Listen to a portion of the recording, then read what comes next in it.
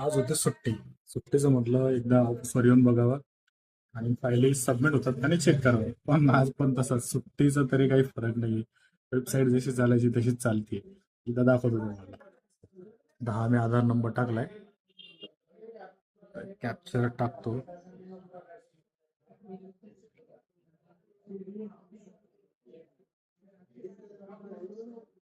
हे फक्त असंच फिरत राहणार आता.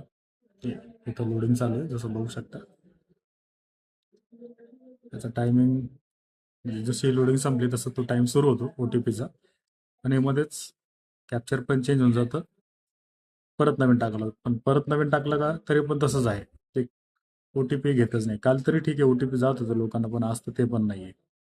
फक्त असंच आहे. रविवार असूनही हेच गव्हर्नमेंटची वेबसाईट तशीच असते. हे बघा, कॅप्चर चेंज झालं, लोडिंग संपली, परत तेच करायचं आता.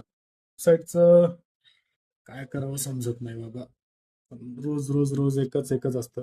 सबमिट फक्त कालच्या ज्या 2 फाईल त्याच झाल्या. त्याच्यानंतर तर एकही नाही झाली. सबमिट म्हणजे पूर्णपणे झाली ती. फक्त आधार अपडेट झाले त्याच्यामध्ये. बाकी अजून तर काहीच झालं नाही. बाकी सगळं जसं तसंच आहे.